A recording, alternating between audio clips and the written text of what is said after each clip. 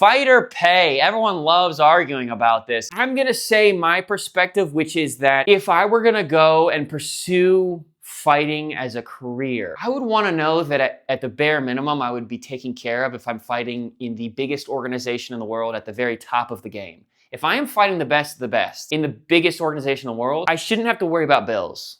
I don't think. Being that the biggest organization is the UFC and the biggest organization is making tons of money. If you're gonna fight there, you'd want a peace of mind to know I don't gotta worry about my medical bills, which is true. The UFC will cover it if you get injured in the octagon. If you get injured fighting, they're gonna cover it. If you get injured in fight camp, they're gonna cover it. If you sprain your ankle just in general, it's signed by them, but if you just sprain your ankle, they ain't gonna cover that. But if you do it in leading up to a fight for a fight camp or in the fight in the octagon, they're gonna cover it. Okay, so there's that. But when it comes to money, a lot of these fighters, especially the new ones, it's like 10 or 12 to show, 10 or 12 to win. So 10 or 12 meaning $10,000 or $12,000. We'll just use the number 12. $12,000 to show up, you get another 12 to win, okay?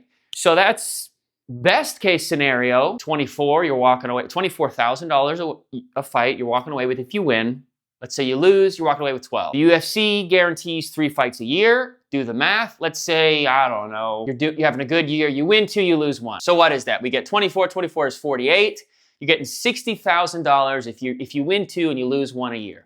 That's reasonable, right? $60,000. If I did my math wrong, listen, there's a reason. We don't gotta get into why that's a whole nother topic of why I refuse to pursue. I don't like math anyways. If I pursued higher education for an extended amount of time, it wouldn't be for math. I hate college, but that's another topic. It's another topic. I'd love to talk about that one. $60K a year. Now you have to, maybe that sounds good to you, maybe that sounds bad to you. I don't know where you're at in life. That sounds like a great sum of money until you start thinking about everything that goes into training. The UFC has a training campus called, I don't know what it's called, but they have a training campus where you can go and train.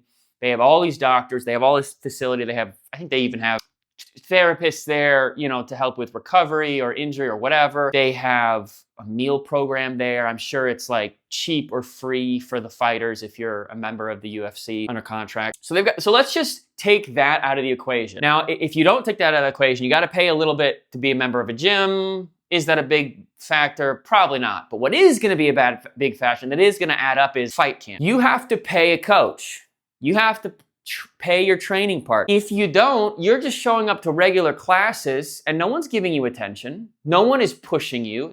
So you've got to pay fighters. You've got to pay experts. Maybe you pay talent to come in. Maybe you pay talent. I really want to work on this for my opponent specifically because he's good at this. I want to make sure that I am good enough. And so you pay talent to come in. That ain't cheap. Now, I'll be frank with you. I don't know what those figures run. I don't know. What do you throw someone $5 or $10 grand to fly out for a week? I don't know. I have no idea. I truly don't. That would be my rough guess. Now, if you're friends with someone, maybe he comes out for free. Sure. How much are you paying in rent? Because most likely, the best gyms are going to be where? The best gyms are going to be in highly populated areas. The UFC gym, that's in Vegas. They have one in Mexico City as well. You go to your regular run-of-the-mill gym, maybe in the middle of nowhere. Well, are you getting the best training? I'm not saying you're not.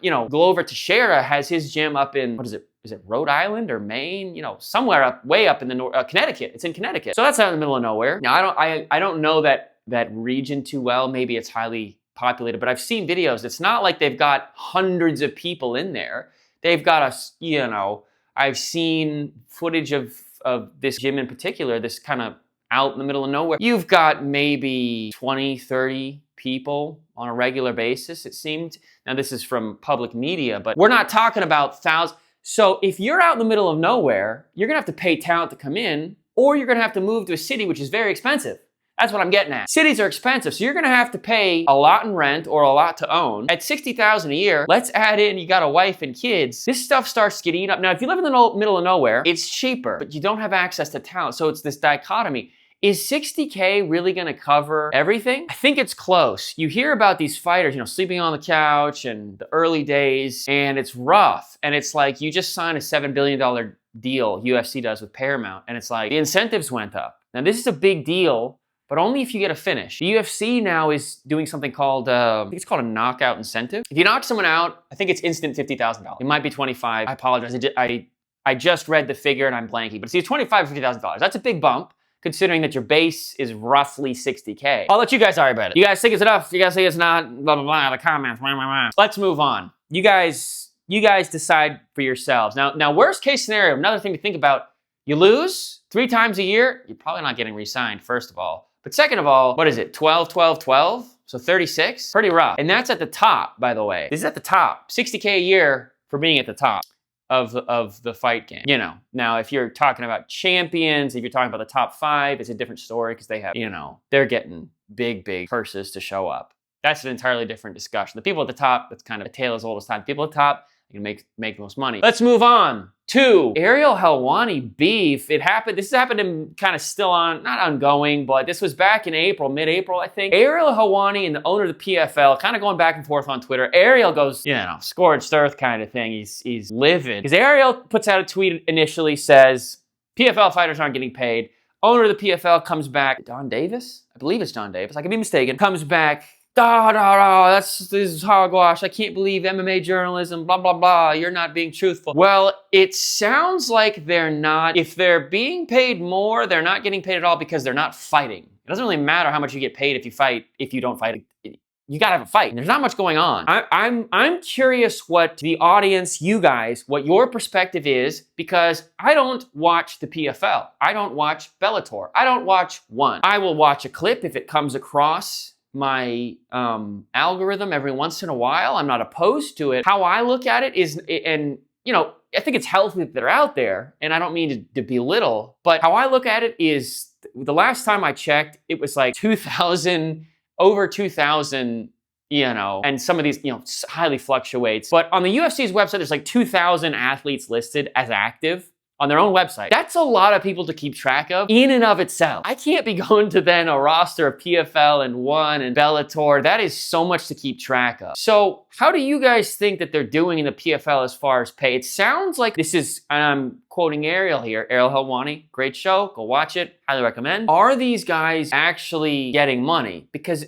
if the PFL isn't hosting an event, then there's no opportunity to make more money. Even if you say, well, hey, I'm gonna raise fighter pay, it sounds like they're struggling because they're not able to get get the fighters fights. Their fighters are struggling because they're not having fights. So it's like, oh, I'm gonna raise my pay. Well, yeah, that's great and all, but you have to host an event, fighters to get paid. Guys, thanks so much for watching. If you want high effort, high production value, and highly edited videos, I pour so much of my time into making hopefully thought-provoking documentaries on my main channel.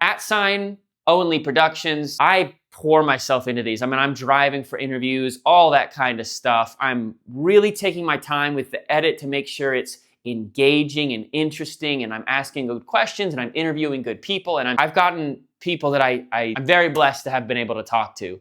So I'm really looking forward to my next release. I've done documentaries on people like Dustin Poirier, Alex Pereira, a whole bunch of Merab Dvalishvili. If you like these fighters, go check out the documentaries and subscribe in any way that you can. I appreciate you. I love talking about the greatest sport in the world on this channel, so appreciate you.